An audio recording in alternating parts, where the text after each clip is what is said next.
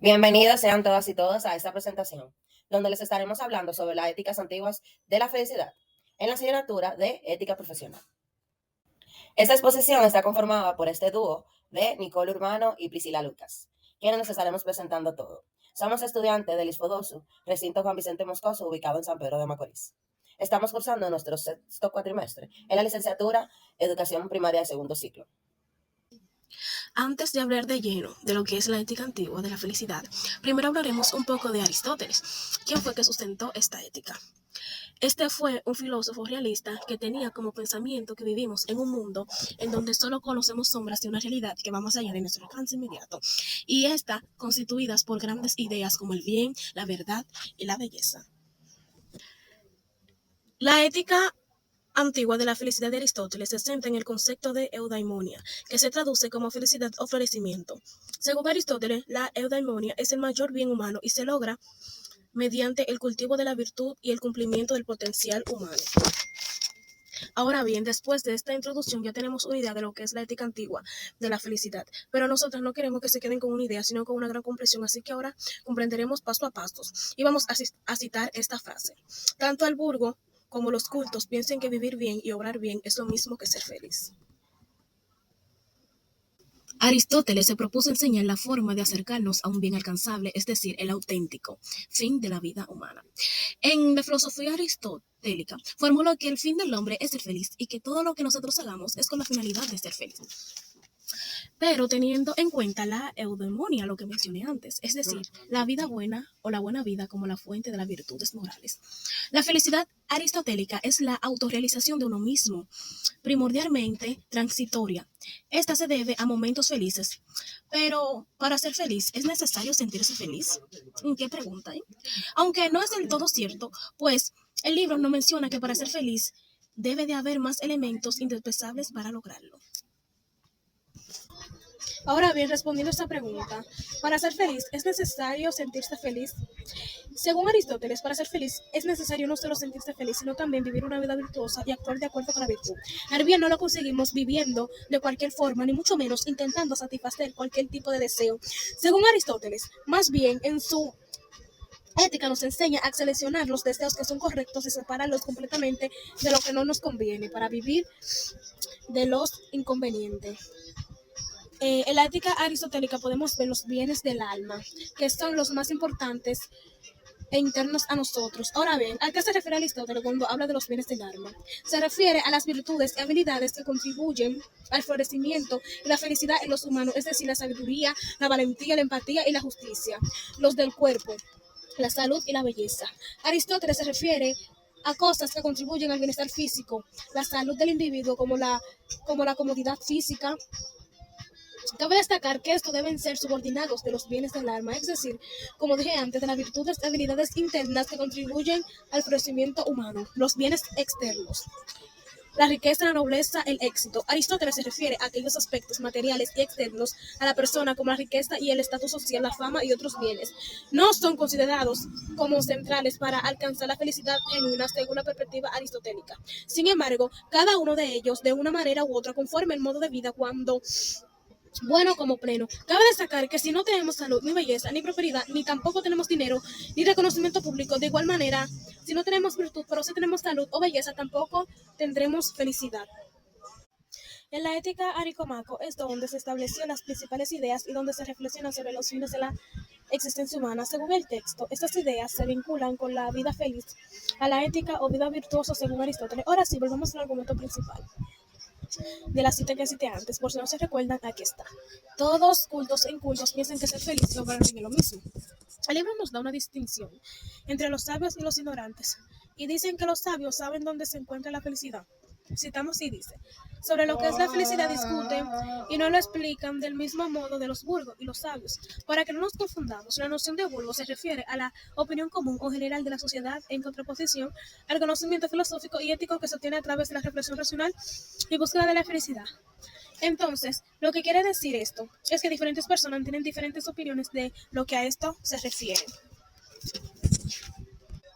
La doctrina aristotélica. busca responder cuáles son las virtudes que ha de adquirir la persona para llevar una vida buena. Por ejemplo, si soy una persona enferma, mi felicidad obviamente va a radicar en tener salud. Si soy pobre, va a radicar en tener riqueza. Y si soy ignorante, va a radicar en yo tener sabiduría. Es decir, la felicidad es relativa en cada una de las personas. Pondremos un ejemplo. Imagina que le preguntas a una persona en coma, ¿qué es la felicidad? Obviamente te responderá que la salud. Ahora, imagina que le preguntas a una persona pobre, obviamente te dirá que la felicidad es el dinero y no la salud.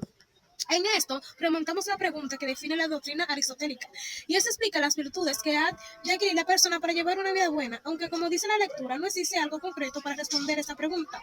Las virtudes que debe tener un ciudadano son muchas, pero entre todas, Aristóteles denominó la moderación, el justo medio.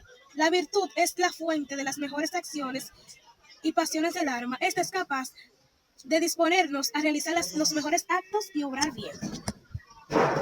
La moderación se refiere a la capacidad de controlar los deseos y las pasiones y encontrar un equilibrio en la vida. Según Aristóteles, la moderación es el punto medio entre el exceso y la deficiencia, es decir, encontrar el equilibrio adecuado en la conducta y las emociones. Ejemplo, ser valiente. Es buscar el término medio entre la cobardía y la temeridad. El ejercicio de la virtud supone constancia, hábitos y esfuerzo, el esfuerzo de una vida entera. Veamos un ejemplo para tener una mayor comprensión. Bueno, un ejemplo concreto sería el de un bombero que ante un incendio actúa con determinación y coraje para salvar vidas y proteger la propiedad, sin caer en la imprudencia ni de arriesgar su vida innecesariamente. Esta combinación de coraje y prudencia representa el justo medio que Aristóteles consideraría virtuoso en el contexto de valentía. El justo medio no es un punto estático, sino que puede variar dependiendo de la situación y la circunstancia. No se trata de una medida matemática precisa, sino más bien de un equilibrio dinámico que requiere prudencia, reflexión y discernimiento. En resumen, y para no desviarnos del tema en el que estamos, son 4 ideas que se articulan en la consideración con la vida feliz como el bien al que el ser humano aspira.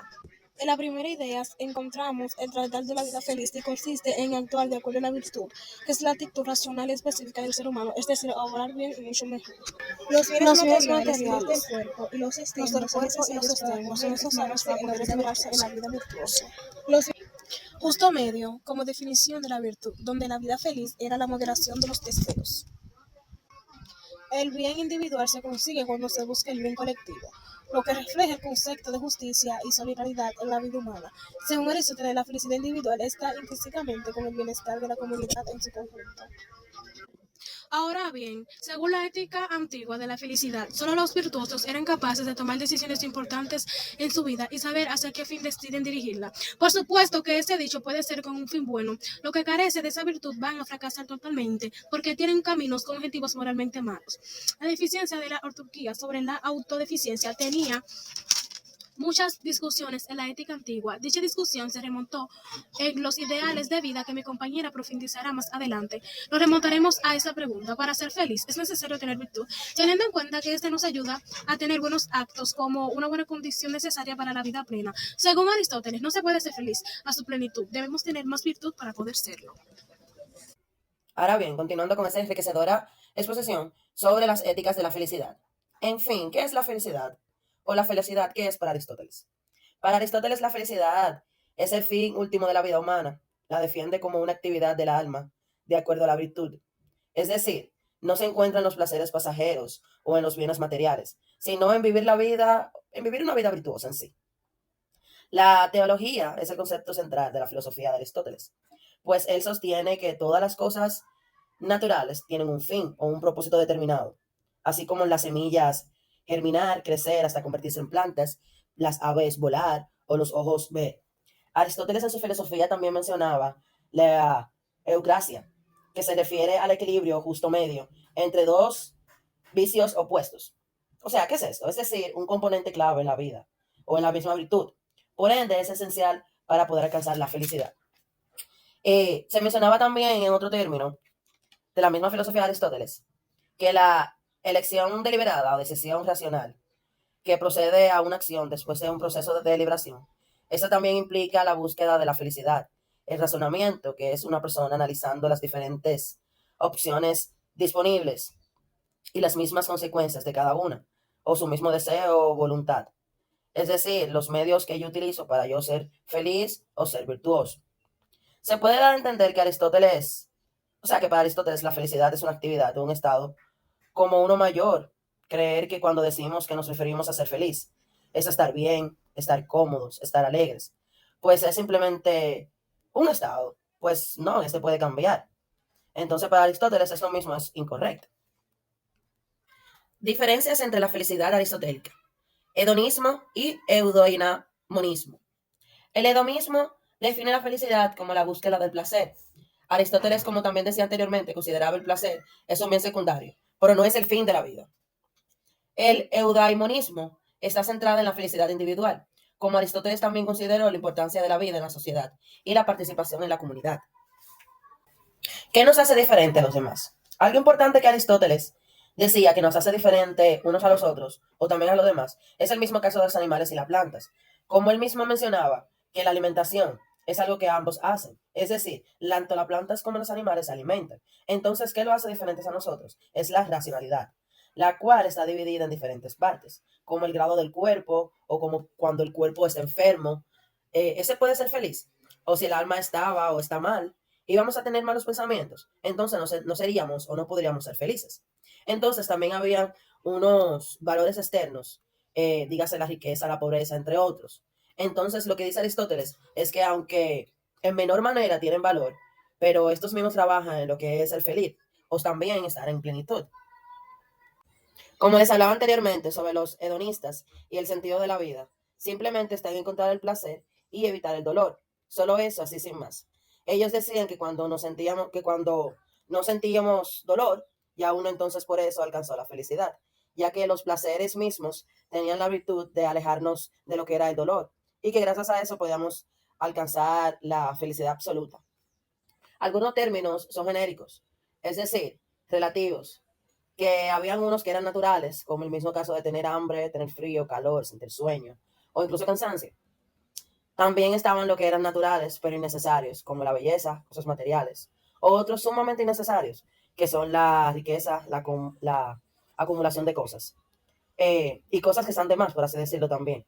Entonces, estas cosas, como mencionaba, los hedonistas, son cosas que nosotros decimos a un mayor grado y no conseguirlo puede causarnos dolor.